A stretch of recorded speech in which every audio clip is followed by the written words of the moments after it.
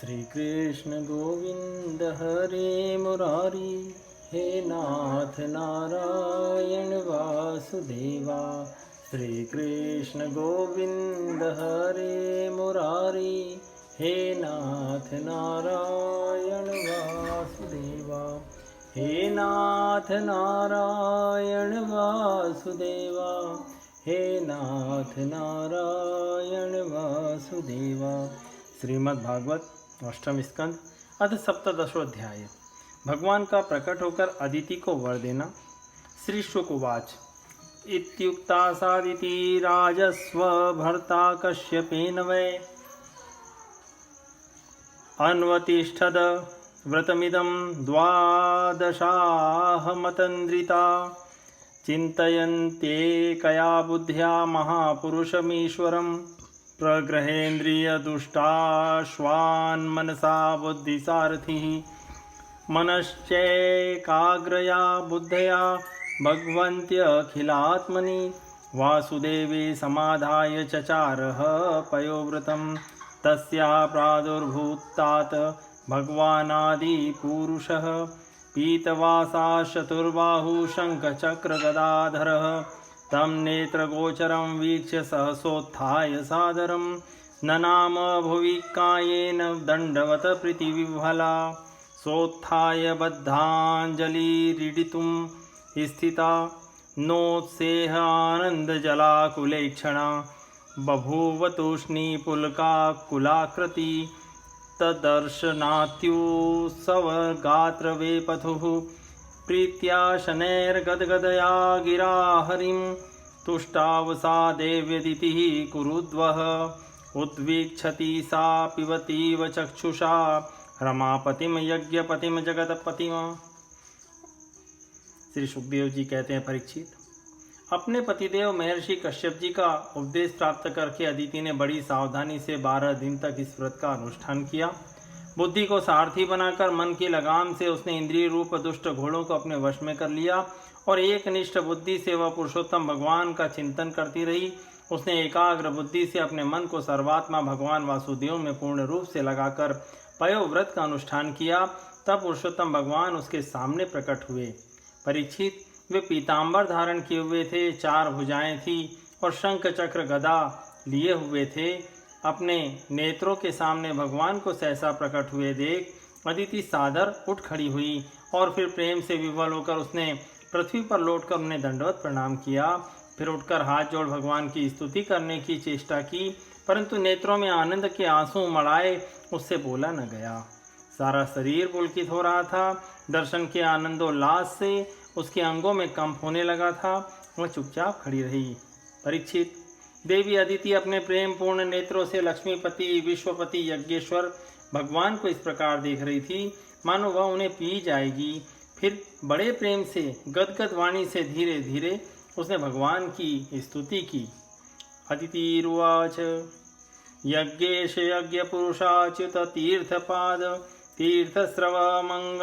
श्रवण मंगल नामधेय आपन्न लोक व्रजिनोपशमोदयाध्य शमनः क्रधीश भगवन्न दीननाथः। अदिति ने कहा, आप यज्ञ के स्वामी हैं और स्वयं यज्ञ भी आप ही हैं। अच्युत, आपके चरण कमलों का आश्रय लेकर लोग भवसागर से तर जाते हैं। आपके यश कीर्तन का श्रवण भी संसार से तारने वाला है। आपके नामों के श्रवण मात्र से ही कल्याण हो जाता है। आदि पुरुष जो आपकी शरण में आ जाता है उसकी सारी विपत्तियों का आप नाश कर देते हैं। भगवान, आप दीनों के स्वामी हैं, आप हमारा कल्याण कीजिए। विश्वाय विश्वभवन स्थिति संयमाय स्वैरं गृहीत पुरुषक्ति गुणाय भूम्ने स्वस्थाय शश्वदूपब्रहितं पूर्णबोध व्यापादितात्मतमसे हरये नमस्ते।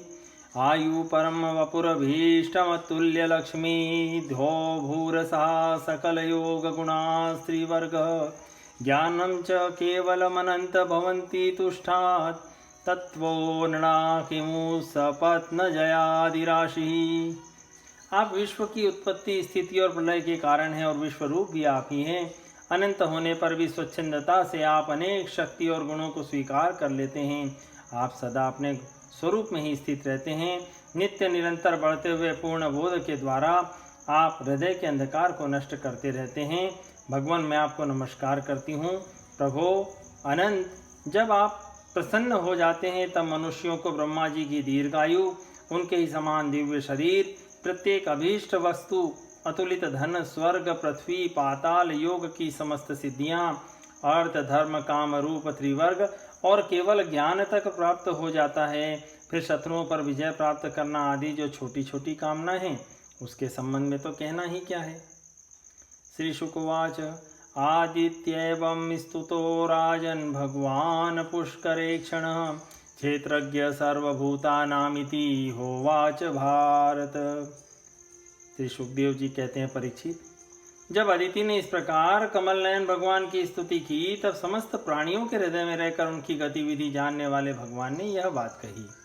श्री भगवान उवाच देवमातर्भवत्या मे विज्ञातं चिरकांक्षितं यत सपत्नैर्हृतस्त्रीणां चावितानां स्वधामतः तान् वीरनिर्जित्य समरे दुर्मदान् सुरर्षभान् प्रतिलब्धजयश्रीभिः पुत्रैरिच्छस्युपासितुम् इन्द्रज्येष्ठे स्वतनयेर्हतानां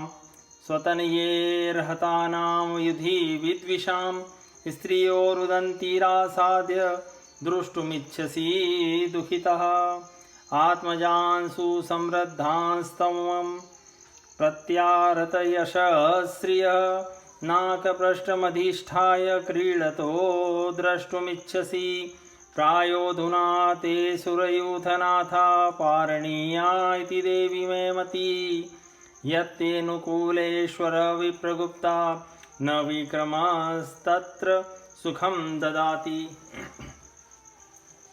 श्री भगवान ने कहा, देवताओं की जननी अदिति, तुम्हारी चिरकालीन अभिलाषा को मैं जानता हूँ।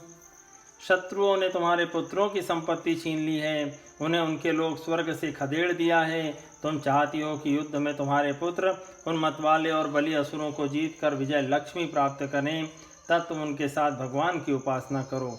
तुम्हारी इच्छा यह भी है कि तुम्हारे इंद्रादि पुत्र जब शत्रुओं को मार डाले तब तुम उनकी रोती हुई दुखी स्त्रियों को अपनी आंखों से देख सको। अदिति, तुम चाहती हो कि तुम्हारे पुत्र धन और शक्ति से समृद्ध हो जाएं, उनकी कीर्ति और ऐश्वर्य उन्हें फिर से प्राप्त हो जाएं तथा वे स्वर्ग पर अधिकार जमाकर पूर्ववत विहार करें। परंतु देवी, वे असुर सेनापति इस समय जीते नहीं जा सकते, ऐसा मेरा निश्चय है, क्योंकि ईश्वर और ब्राह्मण इस समय उनके अनुकूल हैं। इस समय उनके साथ यदि लड़ाई छिड़ी जाएगी तो उससे सुख मिलने की आशा नहीं है। अथाप्युपायो मम देवी चिन्त्य संतोषितस्य व्रतचर्यया ते ममार्चनं नाहर्ति गन्तुमन्यथा श्रद्धानुरूपमफलहेतुकत्वात् त्वयार्चितश्चाहमपत्यगुप्तये पयोव्रतेनानुगुणं समीडितः श्वासेन पुत्रत्वमुपेत्य ते सुतान् गोप्तास्मि मारीचतपस्यधिष्ठितः उपधावपति भद्रे प्रजापतिमकल्चनं मा च भावयति पत्या वेवरूपमवस्थितं नैतत परस्माख्येयं पृष्ठयापि कथञ्चन सर्वं सम्पद्यते देवी देवगुह्यं सुसंव्रतम्। फिर भी देवी, तुम्हारे इस व्रत के अनुष्ठान से मैं बहुत प्रसन्न हूँ, इसलिए मुझे इस संबंध में कोई ना कोई उपाय सोचना ही पड़ेगा, क्योंकि मेरी आराधना व्यर्थ तो होनी नहीं चाहिए, उससे श्रद्धा के अनुसार फल अवश्य मिलता है। तुमने अपने पुत्रों की रक्षा के लिए ही विधि पूर्वक पयोव्रत से मेरी पूजा एवं स्तुति की है, अतः मैं अंश रूप से कश्यप के वीर्य में प्रवेश करूंगा और तुम्हारा पुत्र बनकर तुम्हारी संतान की रक्षा करूंगा। कल्याणी, तुम अपने पति कश्यप में मुझे इसी रूप में स्थित देखो और उन निष्पाप प्रजापति की सेवा करो। देवी देखो, किसी के पूछने पर भी यह बात दूसरे को मत बतलाना। देवताओं का रहस्य जितना गुप्त होता है उतना ही सफल होता है। श्रीशुकवाच एतावदुक्त्वा भगवांस्तत्रैवान्तरधीयत आदिति दुर्लभं लब्ध्वा हरे जन्मात्मनि प्रभो उपाधावत पतिं भक्त्या परया कृतकृत्यवत स वै समाधियोगेन कश्यपस्तदबुध्यत प्रविष्टमात्मनि हरेरंशं यवितथेक्षणः सोदित्यां वीर्यमाधत्त तपसा चिरसंभृतं समाहितवनाराजन्दारुण्यग्निं यथानिलः आदितेर्धिष्ठितं गर्भं भगवन्तं सनातनं हिरण्यगर्भविज्ञाय समीळे गुह्यनामभिः। श्री सुखदेवता कहते हैं, सुखदेव जी कहते हैं, इतना कहकर भगवान वहीं अंतर्ध्यान हो गए। उस समय अदिति यह जानकर कि स्वयं भगवान मेरे गर्भ से जन्म लेंगे, अपनी कृतकृत्यता का अनुभव करने लगी। भला यह कितनी दुर्लभ बात है। वह बड़े प्रेम से अपने पतिदेव कश्यप की सेवा करने लगी। कश्यप जी सत्यदर्शी थे, उनके नेत्रों से कोई बात छिपी नहीं रहती थी। अपने समाधि योग से उन्होंने जान लिया कि भगवान का अंश मेरे अंदर प्रविष्ट हो गया है। जैसे वायु काठ में अग्नि का आधान करती है, वैसे ही कश्यप जी ने समाहित चित्त से अपनी तपस्या के द्वारा चिर संचित वीर्य का अदिति में आधान किया। जब ब्रह्मा जी को यह बात मालूम हुई कि अदिति के गर्भ में तो स्वयं अविनाशी भगवान आए हैं, तब वे भगवान के रहस्यमय नामों से उनकी स्तुति करने लगे। ब्रह्मोवाच जयोरुगाय भगवन्नुरुक्रमोस्तुते नमो ब्रह्मण देवाय त्रिगुणाय नमो नमः। श्री ब्रह्मा जी ने कहा, समग्र कीर्ति के आश्रय भगवान आपकी जय हो। अनंत शक्तियों के अधिष्ठान आपके चरणों में नमस्कार है। ब्रह्मण्य देव त्रिगुणों के नियामक आपके चरणों में मेरे बार बार प्रणाम है।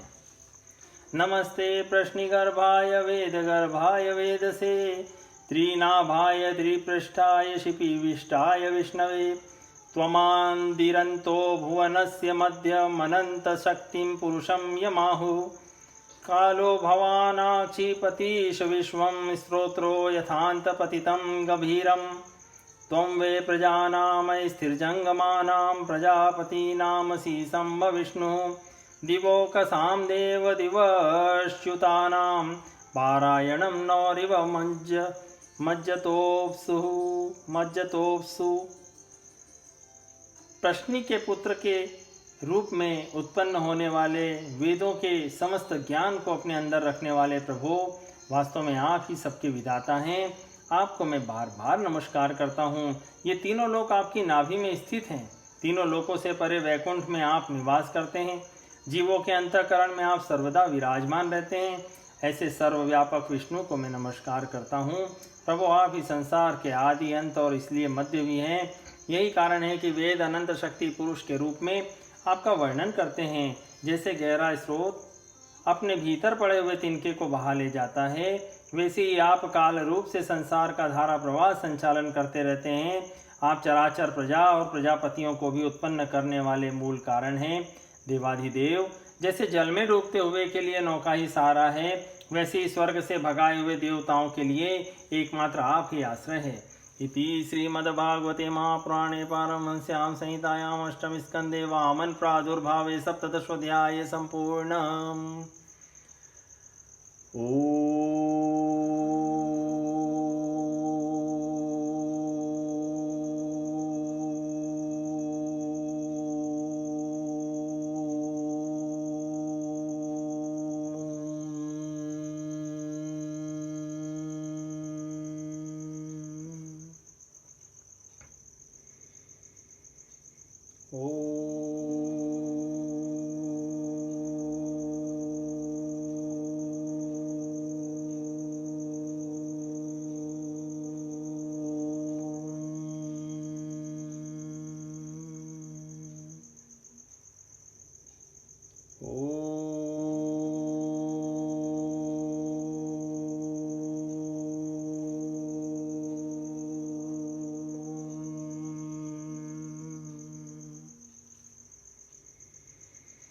श्री कृष्ण गोविंद हरे मुरारी, हे नाथ नारायण वासुदेवा। श्री कृष्ण गोविंद हरे मुरारी, हे नाथ नारायण नाथ नारायण वासुदेवा, हे नाथ नारायण वासुदेवा।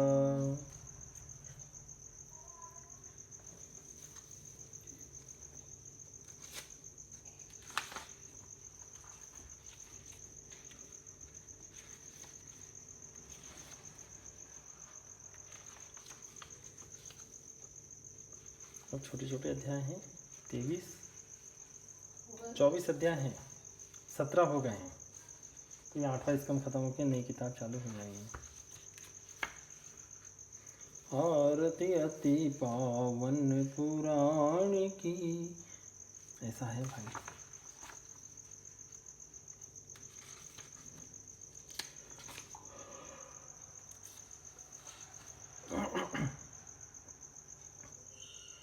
अविनयमपनय विष्णु दमय मनशमय विषय मृग तृष्णाम, षटपदी है ये। गोविंद दामोदर स्तोत्रम भी दिया है। करारविंदेन पदारविंदम मुखारविंदे विनिवेशयन्तं, वटस्य पत्रस्य पुटे शयानं बालं मुकुन्दं मनसा स्मरामि। श्रीकृष्ण गोविंद हरे मुरारी, हे नाथ नारायण वासुदेव। जिह्वे पिबस्वामृतमेतदेव, गोविंद दामोदर माधवेति। विक्रेतु कामाखिल गोपकन्या, मुरारिर्पादार्पितचित्तवृत्ति। दध्यादिकं मोह वशादवोचद, गोविंद दामोदर माधवेति। ग्रहे ग्रहे गोपवधू कदम्बा, सर्वे मिलित्वा संवाप्य योगम्। पुण्यानि नामानि पठन्ति नित्यं, गोविंद दामोदर माधवेति। सुखं शयाना निलये निजेपि, नामानि विष्णो प्रवदन्ति मर्त्याः। ते निश्चितं तं यतां व्रजन्ति, गोविंद दामोदर माधवेति। जिह्वे सदेवं भज सुन्दराणि, नामानि कृष्णस्य मनोहराणि। समस्त भक्तार्तिविनाशनानि, गोविंद दामोदर माधवेति। सुखावसाने इदमेव सारं, दुःखावसाने इदमेव ज्ञेयं। देहावसाने इदमेव जाप्यं, गोविंद दामोदर माधवेति। जिह्वे रसज्ञे मधुरप्रिये त्वं, सत्यं हितं त्वां परमं वदामि। आवर्णयेथा मधुराक्षराणि, गोविंद दामोदर माधवेति। त्वामेव याचे मम देहि जिह्वे, समागते दण्डधरे कृतान्ते। वक्तव्यमेवं मधुरं सुभक्त्या, गोविंद दामोदर माधवेति। श्रीकृष्ण राधा वर गोकुलेश, गोपाल गोवर्धननाथ विष्णु। जिह्वे पिबस्वामृतमेतदेव, गोविंद दामोदर माधवेति। हरि ओम तत्सत्।